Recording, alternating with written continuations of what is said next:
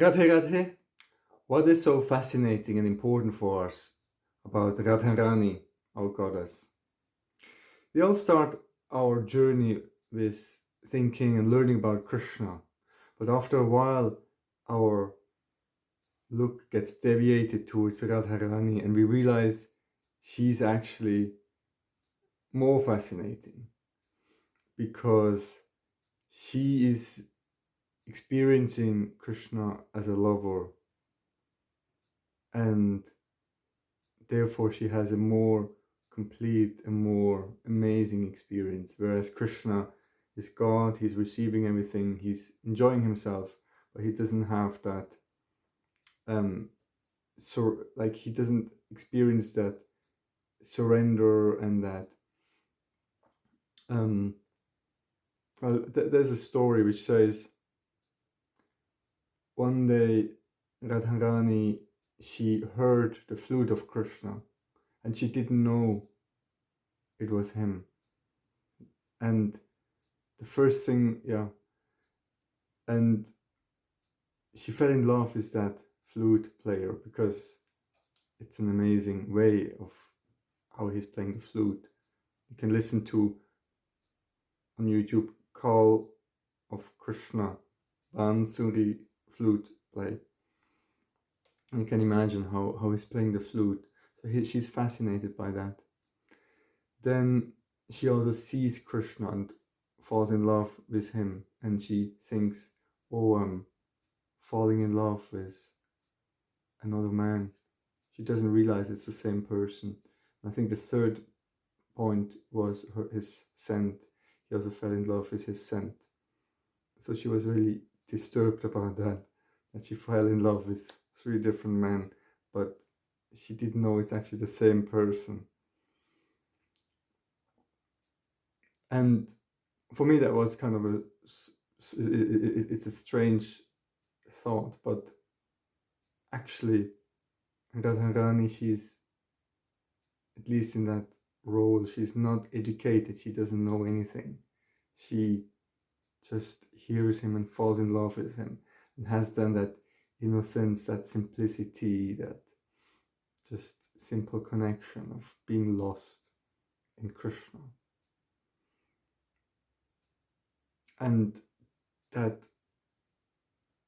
if you like, ignorance, that not knowing, that's what allows that intimate, amazing connection and relationship with Krishna. It's essential. It's called Yoga Maya. There's a illusory energy which is deluding us in the spiritual realm for us to forget that Krishna is God, so that we can have a very close and intimate relationship with him and just fall in love with him without knowing who he actually is. So ignorance is actually key for having a very close relationship with Krishna. And that's exactly what Radharani is living. If you think, she's a very simple milkmaid. She's gopi, go means cows. She's just a cow-caring girl, a farmer's girl, not educated and not, well, they're rich, but they have a very simple life. There's wealth is not allowed to enter into Vrindavan. Lakshmi is not allowed to enter. It's very simple life there, farmer's life. There's the cows, is nature, and that's obviously what Radha and Krishna are looking for.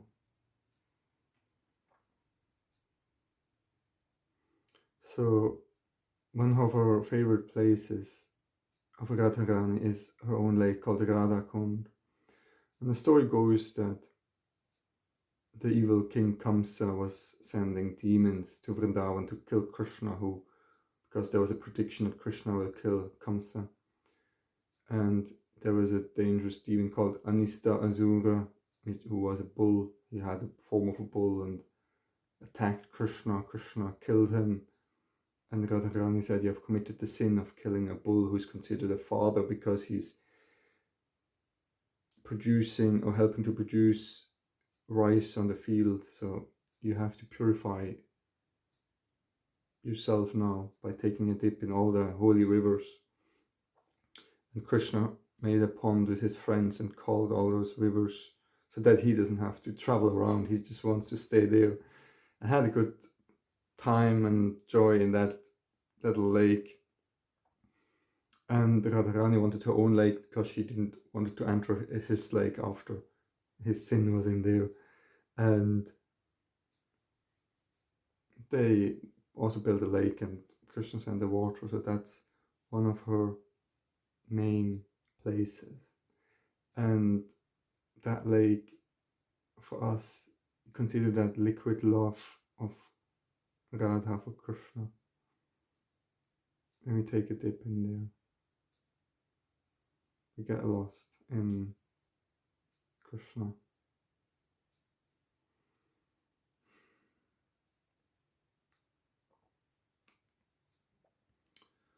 So, what else can we talk about Radharani? I'm talking about a song called Gopi Geet, which is when. Let's first talk about Radharaman. Yes, which is actually connected there. So Krishna was calling the gopis and Radharani to dance. So he was calling them by playing the flute. And they had a good time, they were dancing. But after a while, the gopis, they know what's going on here. That's the highest relationship you can have with God, like the dancing, the intimacy. And they became a bit proud, and to relieve them from the pride, Krishna had to leave them, had to abandon them temporarily.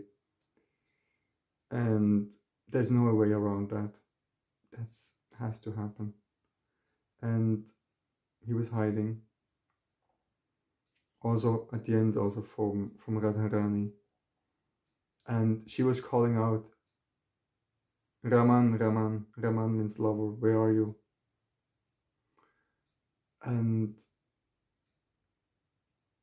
the place he disappeared from her, there's a tree in Vrindavan.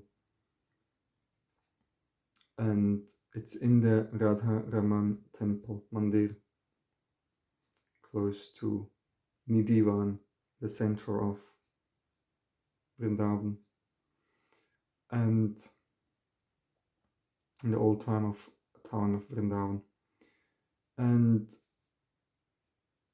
for a month they roamed alone in the forest, just the gopis with Radharani, looking for Krishna, praying and playing how Krishna is and reminding each other about Krishna.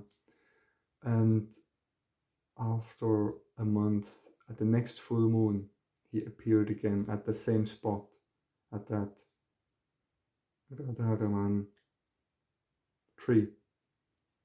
And again, she was, shouting Raman, Raman. And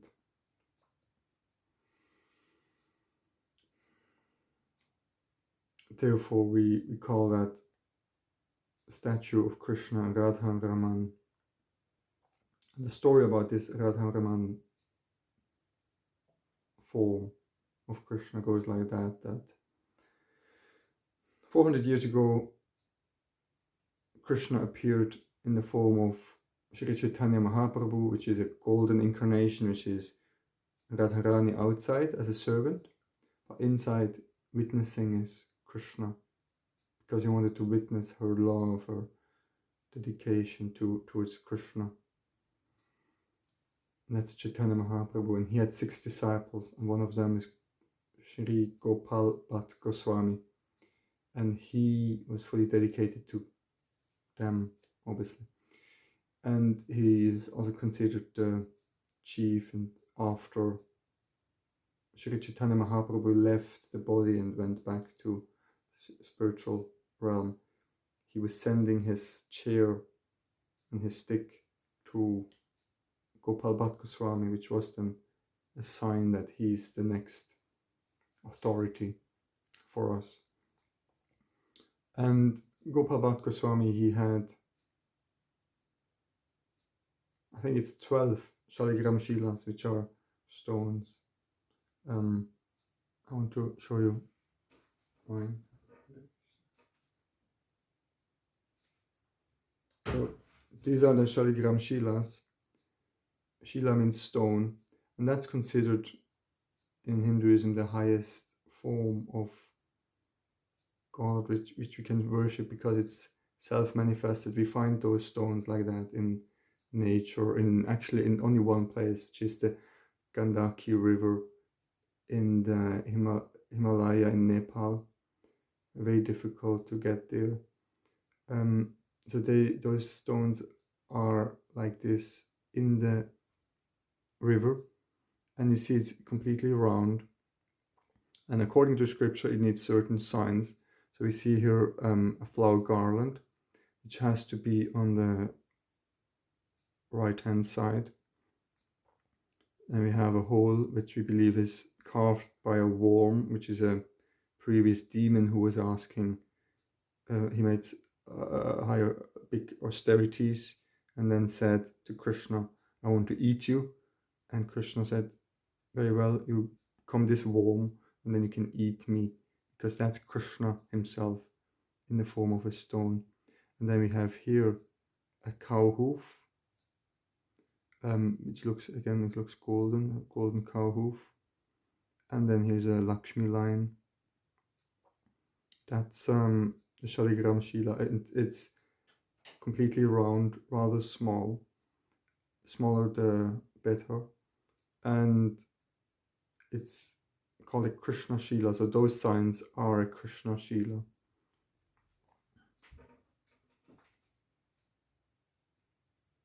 So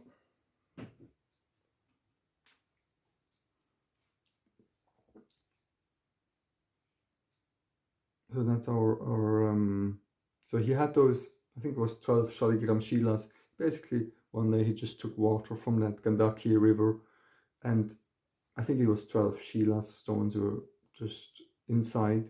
He threw them out because he just wanted to drink the water. Again, for a second time, he took water. Again, the Shilas went in automatically. Again, he threw them. Again, he took the water.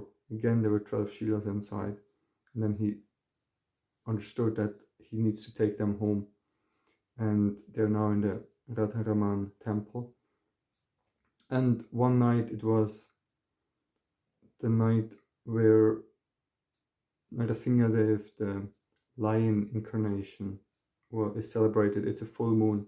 He was praying to Lord Krishna and said, you could, appear in that pillar and come out from there, like you're everywhere. I'm praying to see you. And that same day, also earlier, a business person came and gave him dresses for murti, for a statue of Krishna. And he said, I don't have a statue, but if you say, I'll keep those dresses. And then the next day, he looked again into his basket where his stones were, his shilas, and there was something protruding. And then when he opened, it was a beautiful form of Krishna. And basically one of his stones, the Damodar Shila. Damodar is also a form of Krishna as a child who is cheeky and then gets bound around his tummy by his mother Yashoda to stop him from breaking milk pots, butter pots, and eating that. And that stone transformed, and it's a amazingly beautiful form of Krishna, self-manifested, and we call it now Sri Radharaman, the lover of Radha. And he's blackish like the same stone. Nobody made him. And we we were told that it's Krishna outside and Radharani inside of him, just observing, just witnessing. So it's both of them into one form.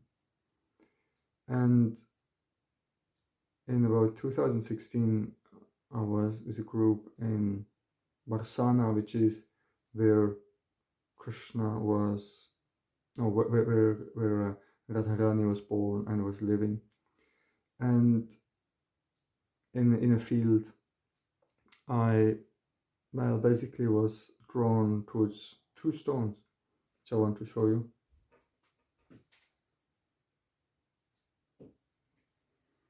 So the first one is this one here.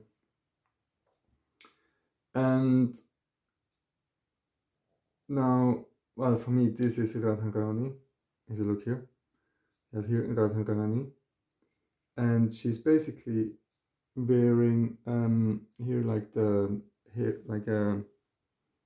like a cloth over her hair, and then a long garment, right? A long skirt.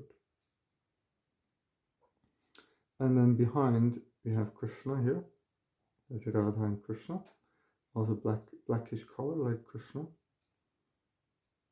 And for me, that's a really clear sign that that is them. It's absolutely amazing form, and they're basically, they're one. Radha and Krishna are one. So you can really see the hair here, and then her dress. So if you look for the picture of Radha and Krishna, you'll definitely find a similar image like this one. And the second one is this one here. Now, I really ask, if you ask a Hindu, like, who is this? They recognize him. So that's basically Ladu Gopal, is baby Krishna. Ladu means sweet. There's a story that I think that story is about 200 years old. That, one of the, family people, but saints, had to go somewhere and had told his son, please take care of my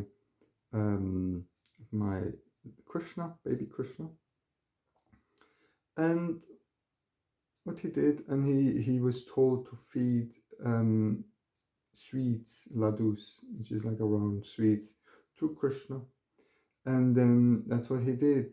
And he understood that Krishna has to eat those sweets, so he insisted and forced Krishna to eat, and like was getting restless. Why are you not eating the sweets? You're supposed to eat all that. And Krishna then really he ate. He had to eat the sweets, although he was just a statue, but he had to eat them because that little boy forced him to eat that. And then his father was checking on him and asking, did you offer it? Where are the remaining sweets? And the boy always said, like, yes, I did, but Krishna ate them there. There's nothing left. Obviously, the fathers thought, the boy was eating it themselves, the sweets, and kind of saying, Krishna ate them. And so you see here basically his right hand with a ladu. He's holding a ladu. So again, if you search for Ladu Gopal, you will see him with a ladu in his right hand, his left hand. His pagri is like his hat with a peacock feather, and then his 2 feet. It's, again, for me, absolutely clear. So here it would be his face. And even if you compare the two, it's like the heads are like pointing towards each other. So it's really like even the two are supposed to be together because they're like pointing towards each other. There's a baby Krishna and then Radha and Krishna. My little girl once said it's actually baby Radharani. So yeah. She's, it was very, very, very, very amazing. my little girl. She has lots of dreams about Krishna, and one night, she was like kind of dreaming and shouting, and said afterwards that Krishna didn't let me sleep. He always wanted to dance in the night with me. Didn't let me sleep. And I was so tired. I just wanted to sleep. She was getting visited at night by him.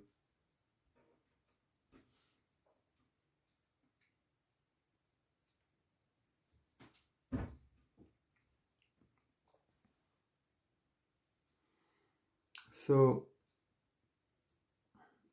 who does Radharani surrender to? And that's a very important point, because all of us, we have to surrender to somebody. Even the highest also has to surrender to somebody to have the humility. It's really, it tells us like nobody is free of pride, and everybody has to be humbled to stay in that flow of relationships, right? And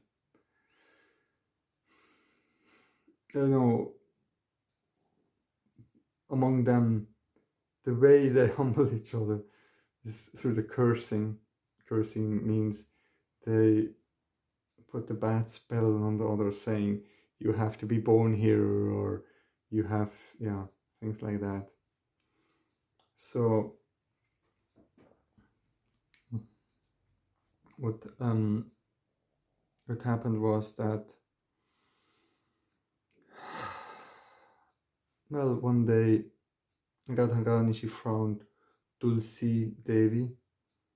Tulsi is her friend, on the ground, unconscious, lying, and she understood she just had an affair with Krishna, and is therefore just kind of lost, and she was very angry with Krishna, and shouting at him and rebuking him, and Krishna was just quiet. He didn't say anything. He was a bit ashamed. But his friend Sudama, he got angry at Radha and protected Krishna and said, "Stop it, don't talk to Krishna like this." Radha got angry with him and cursed him to be born here on this planet. And also Tulsi for committing this. Now, on one hand, it's a curse to leave the heavenly realm, but it's also a blessing for them to, let's say, they want to have those relationships. Yes, you can have it, but not here. You can have it down here, right? And so it was actually a way to also fulfill their desires, to have that type of relationship. So they had to be both born here, Sudama as the demon Shankachuda, which is the conch. This one here is like we consider that as his body of Shankachuda, and therefore it's absolutely essential to have a conch when we serve Krishna. We need that as a part of our, they always have to be served together. Now, if you don't do that, you don't understand what's going on. Or you don't understand, Hinduism, Krishna and all that. So you just need that, it's essential. They have to be together, those are friends. And basically he was obviously the most, well, both of them, Tulsi and Shankachuda, they made huge penances and sacrifices and meditating and giving pain to each other for 100,000s of years to then get that reward. And after doing that for a huge amount of time, Brahma came to them. So here we have Brahma here. Brahma, Vishnu, Shiva. Brahma came to Tulsi and said, what do you want? And she said, I want to marry Krishna. And that he said, fine, but you will get him, but first there's also another Sudama who also loved you and wanted you. So he's also doing penances now. So first you marry him, and after that, you'll get also Krishna. So that's already trouble there, but there you go. She agreed, and they met up, and they had like a discussion, and she said like, women are, they were misleading and everything, and they were leaving dumping men. And he said, what you're saying is partly true, partly wrong, because there are good women who are, and there was whatever. So it's all in Brahma Bharat Puran. And so they had a beautiful life together. He was the most strongest being in the universe. He was probably as strong as Shiva and stronger than Kali. They were all having fights and everything. He didn't surrender. He didn't give in. Yeah, and he was actually when he received he was also doing the tapasya, the penances, and was then asked by Brahma, what do you want for this? So that you stop. They always have to make them stop doing those penances, otherwise they will burn, their rewards will burn the whole universe, so that you have to make them stop. And they say, okay, what do you want? I'll give you whatever you want. He said, I want to be invincible, I don't want to die. And he said, Brahma said, well, that's not possible, everybody has to die, so try again. And he said, fine, I only want to die if my wife Tulsi will lose her, commit adultery, right? And he said, well, Brahma said, fine, as you wish.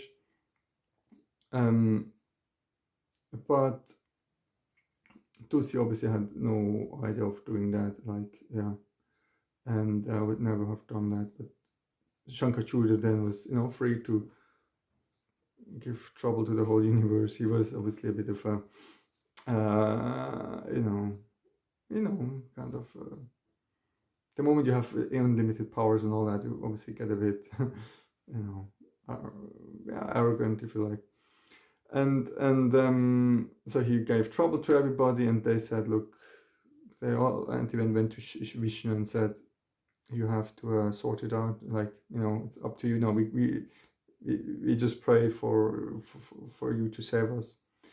And Vishnu had no other choice than to break the chastity of Tulsi by so basically he took the form of her husband, went to her while he was fighting Shiva and all the devas, and enjoyed her company, and that's how he broke her husband's blessing, and it was possible to kill him. And it's basically he had to save the universe no matter what. And Tulsi, when she found out, was super angry and said, you have a heart of stone, I'll turn you into a stone, which is this Shaligram Shila, which you just saw, the black stone. And Krishna said, fine, I accept it, but I'll turn you into the plant Tulsi, which is a holy basil, has purple flowers, looks like a basil, but it's slightly different, which we have a lot of in Vrindavan. And it's in every single Hindu household, believers, they need that plant. That's essential. If you want to worship Krishna, you need a plant like Tulsi. There is no way around that. And so you need Tulsi, you need some have a Shaligram Shila and the conch. Then you're, I think, good. You need those three. Um, so it's absolutely essential. And obviously, you can listen to that story on YouTube. It's called The Life of Dulcie. It's by it's a narration, very very beautiful, quite long and yeah, amazing, crazy story.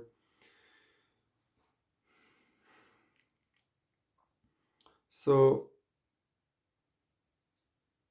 and then to kind of get back to the beginning, Radha was like asking Dulcie, "How can I attain Krishna?" So previously, and Dulcie said, I think Lucy gave her a mantra. If I don't remember, I don't remember what she said, but she had to submit. Radha was submitting to Tulsi, and then Tulsi gave her the blessing, how to get Krishna. And I think it was a mantra, a formula which she had to do to attain Krishna. There's several stories about how Radha attained Krishna.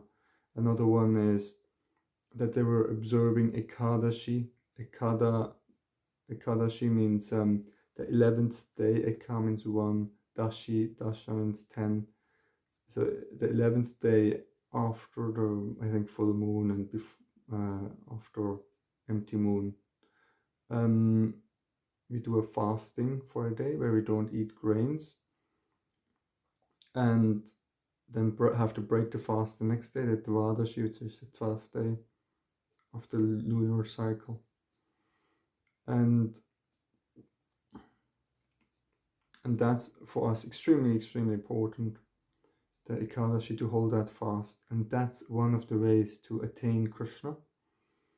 Really, yeah, it's really, it's everywhere. It's that's Ganga Samhita, that book, which then talks about the importance of Ekadashi and also Srimad Bhagavatam to attain Krishna. So the different ways. There's a third way where some of the gopis, there are different types of gopis, and one type of gopis, they were making a form of Katyayani, which is actually Parvati, which is the companion, the wife of Shiva. They made a form of Katyayani. She's like again a goddess from this universe. Worshipped her to attain Krishna, and were also doing a fast for a month. And at the end of that month, Krishna appeared and blessed them by dancing with them. So the different types of ways to attain Krishna. Those are then different groups, organelles of gopis. But it's the highest. Everybody has to surrender to somebody, and that's about the the humility. We need the humility to be able to be part of that play with Krishna. Humility is key, and it's normal. It's normal that we become pride. We think we're the highest yogis, the highest saints, because we can be with Krishna. We can, serve him, and we know it's a really big and important thing we're doing, and that gives us the pride. We have the knowledge, we have the good life and everything, and then Krishna has to break us down, has to break down the pride, and it's part of it. It's just there's no way around that. For example, people, you're a doctor and you're proud and think you're special, and it just happens. You have a position, you have a good birth from a good family, you're rich, and you can't help of believing I'm special. And then Krishna has to take away everything, and as Sri Chaitanya Mahaprabhu said, you think that you're below the straw on the street. That's your mindset. That's the humility which we need. And that allows us then to really participate in those plays, in those games, and and be open to, to suffer and to, just play with it, like participate in those difficult, tough situations which bring us so close to Krishna, right? It's what Queen Kunti in the Mahabharata said, like, Krishna, please give me my family, or at least me, but keep giving me troubles, because whenever there's trouble, you're close, because then we need you and we think of you, and our arrogance is gone, and we lose everything. Then you're the closest, because then we, shout out for you. And well, you could say, yes, why do we have to be down to and lose everything and be in trouble to call out for Krishna? But that's how it is, we're like that. And we're fine when we have everything, we forget Krishna. And the moment we lose everything and are in trouble, then we call out for him. And it's how it is, it's our mental nature. And Krishna says, like, you're not creating love for Krishna by being with him, by seeing him, by being close to him. That's not the way it works. That's not, how you create the love for him. You create the love to him when he's not there, when you miss him, and when you're in trouble, and you shout out for him. That's where the love is, right? It's not by being close to him or, associating with him. It's when we miss him and we're longing for God. That's when the real love is. So he's therefore advising us, to always praise God, to chant his name, Hare Krishna, Krishna Krishna, Hare Hare, Hare Ram, Ram Ram, Hare Hare. We have to praise him, we have to serve him. That's the key thing, right? It's not being close to him. I have to say, even with the Sheila, with having Tulsi and all that, it is amazing. Like, it focuses our mind and everything. But I know, at the end, Krishna is in the heart. And it's possible that, I'm going to lose everything, right? That's part of our journey. We can lose everything. But Krishna will always be there in the heart with us. And even, I want to say, like, I'd say, even if we,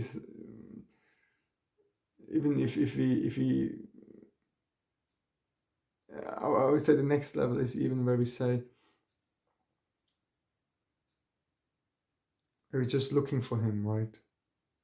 Are we just in that longing, burning sensation? Like, that's basically the state Radharani is in, where she's just on a bed, on a flower bed, longing and burning for his company and missing him. And there's nothing which can, pacify her. And that's the highest level, right? Which is suffering. It is very tough. But that's the highest level of love. And there's nothing, to soothe us. And there's nothing wrong with that as well. Well, that's basically how it is. That's the highest love. So that's how it is. If you want to experience the highest love, it's the love of longing. And that means really the absence of Krishna. He's not there. Oh, yeah. And we just long for him. And it's very tough and painful, and it's, how it is. One more thing.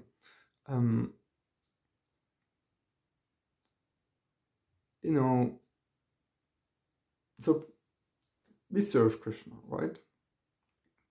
and we want to attain him. And in order to attain him, we have to be free of everything. All the basically what binds us here in this world are our good deeds, our good karmas. They bind us here because whenever you do something good, you have to enjoy it afterwards. And then you do more good, and then again you have to enjoy it, or you do bad and you have to suffer it. There's no way around that.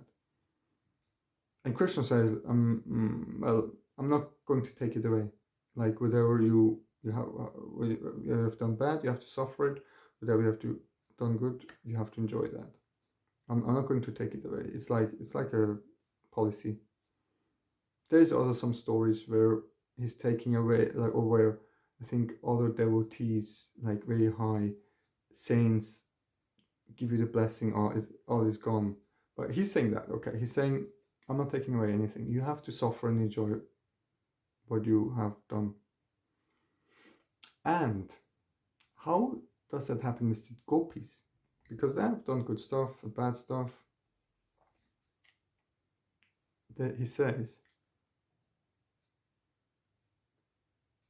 when you miss Krishna and you burn and you suffer from separation, it's a pain. It's a big, big pain. And that pain is burning all your bad reactions, your bad karma. It gets burned by the pain, the suffering you have by, meditating and chanting about Krishna. And all the good deeds you did, they also get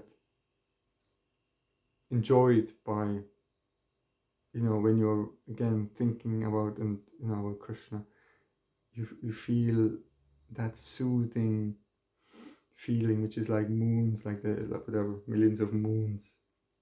Such a beautiful, soothing feeling. And that burns again all your good karmas because you enjoy so much in Krishna, right? So it's only to burn it away.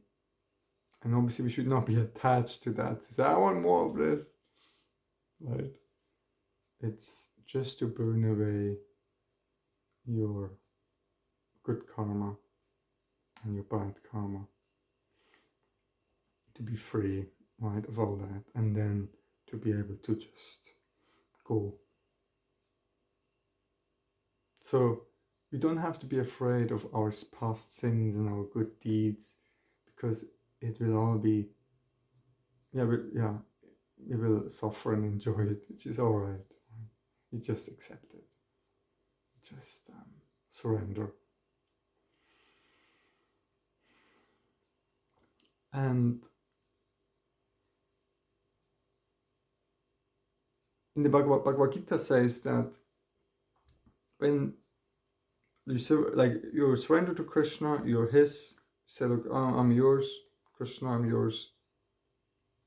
Krishna says, I'm going to personally look after you, which means that he's not sending somebody, he's looking personally after you. And he read that and said, no, it can't be that somebody is going to, that Krishna's personally doing that. I mean, he's God, like, it can't be. And he changed it to somebody will, help us. And I think that's also a story which is not too old, like maybe a few hundred years old, maybe not even. And then one day, a little boy came to his house, and the wife opened for him, and he was like bleeding. And the little boy said, the wife asked, what's wrong? And the boy basically said, your husband is making me bleed. Because he was, removing that part from the scripture, from the Bhagavad Gita, saying, I'm not coming personally to my devotees, but yes, I do come personally to my devotees. and here I am, and bleeding, because you removed that word. And then he understood, yes, Krishna does come personally to help us, and in times of trouble. And there's many accounts and stories about that. Also, recent one where devotees were in trouble. One was in Mayapur in Bengal, which is a very important place for the Hare Krishnas. And they have floods there, and for days nobody, they couldn't get food. And then one day a little boy came and was giving them food, and there was no way that boy could have come there because it was all flooded. Right, there's no way to come there. So they obviously believe it was Krishna bringing them food. So there are many stories like that.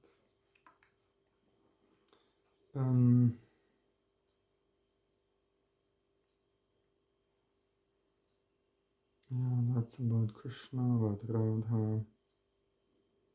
I think I'll leave it at that for today. We'll talk again more in future. Any questions, let me know.